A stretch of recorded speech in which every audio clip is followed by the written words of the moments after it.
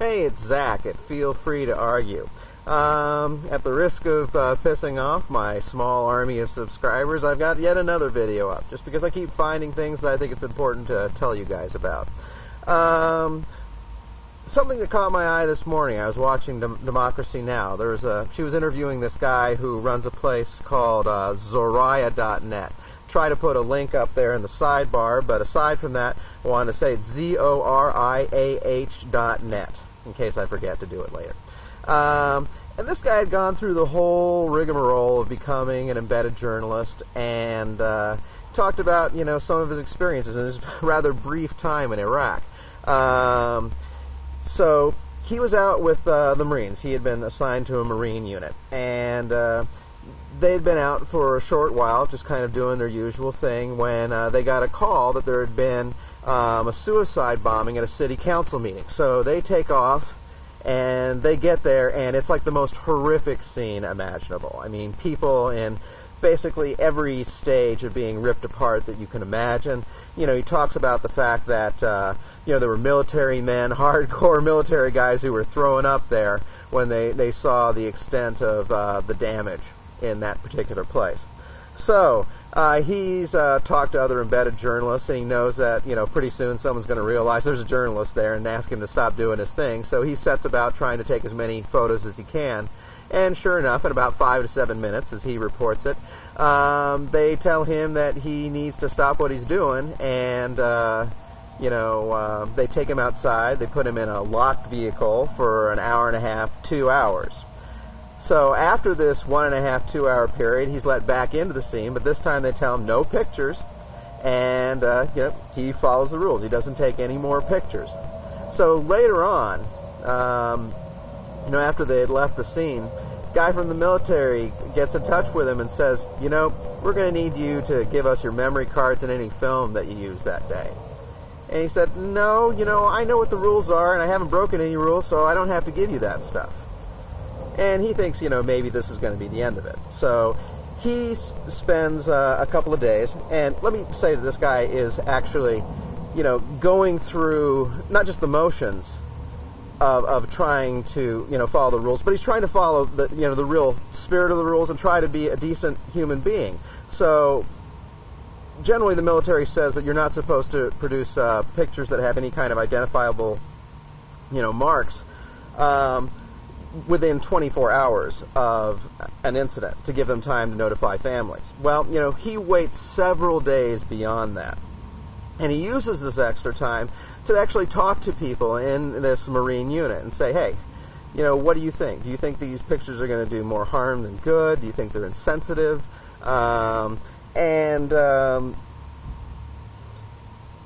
He did everything he could to try to be a decent, person about this, while also thinking, I've got some dramatic stuff here that people really need to see.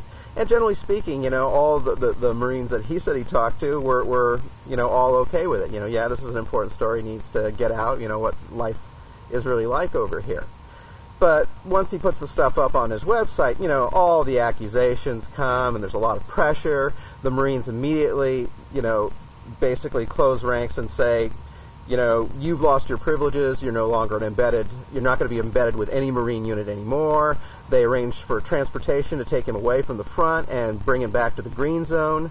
And all the while, making all these baseless accusations about him, like they accused him of, violating the timing guidelines that set, for allowing the military to notify families. And they also said at one point that, as they went forward with this, and the Marines were trying to prove their point to, the other branches of the service, that there were some worse photos on the website earlier, and he took those down in response to pressure and replaced them with some other photos. And so he had to go through the process of talking to the people who host his website and having them produce the documentation that showed that the photos that were up were the same photos that had been there the whole time. So what does this tell you about the embed process? Well, what they finally ended up saying about him, and I think this is interesting, they have this clause in the thing that they all have to sign, which talks about how you're not supposed to publish anything that provides the enemy with information on the effectiveness of an attack. Now, as he rightfully points out, depending on how broadly you read this could apply to just about anything. An attack 3 months, 2 years ago. I mean, what the original intention of this is like to not give, fast turnaround information to, resistance forces about the effectiveness of IEDs, or what I realized was called IFPs earlier, which is EFPs, explosively formed projectiles. It's the first time I had ever heard of that particular abbreviation. But I mean, these are just totally bogus arguments when applied to the kind of stuff that this guy was putting up against about the suicide bombing. Because I mean, this is stuff that was reported on in all the major, U.S. news sources and everything. The reason why I'm talking about this, though, is I think it's important to see how this form of censorship ends up working. This is why you cannot trust any of the information that you're getting out of Iraq that's coming from the embedded reporters in the mainstream media, because these people are not allowed to do their job, except, as the military sees it.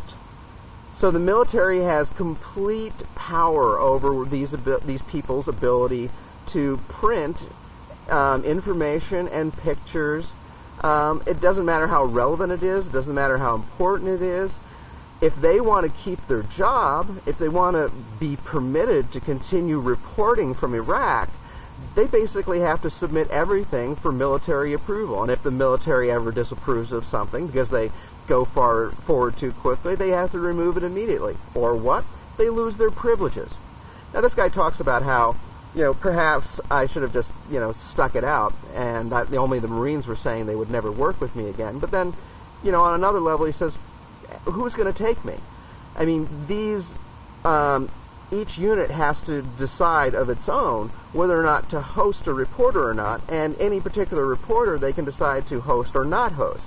So once the word gets out on you that you're damaged goods, that you caused a stink, that you didn't do exactly what the military wanted you to do, well, what are your chances of actually being accepted, being hosted by any of these groups that, are engaged in serious operations that the American public needs to know about?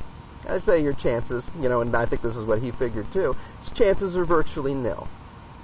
So I think you need to have this in the back of your mind when you're thinking about, the quality of the reportage that's coming out of the Iraq War. Because it's not just this guy. I mean, if you want to see this system at work, there are lots of other places. I mean, in the Democracy Now! Segment, Amy Goodman had another person there who had basically gone through the same kind of situation when he was trying to reveal the fact that, the Iraqis were en masse refusing to fight the Mahdi army. And this was the exact time that Petraeus was in Washington testifying in front of Congress that, Iraq was all ready to take a bigger part in the defense of its own country. And, you have this large-scale rebellion at the same time, which would have been very embarrassing if anybody had been allowed to talk about it, but nobody was. This guy lost his privileges just like this guy did. So keep this in the back of your mind whenever you're hearing any report from the mainstream media, but that this report, if you're seeing it on the mainstream media from an embedded reporter, that report has been vetted, has been totally vetted by the military. And no one's going to be talking outside of what the military wants them to talk, or they're going to lose their privileges. So just keep that in mind. That's all I'm saying. Thanks for listening.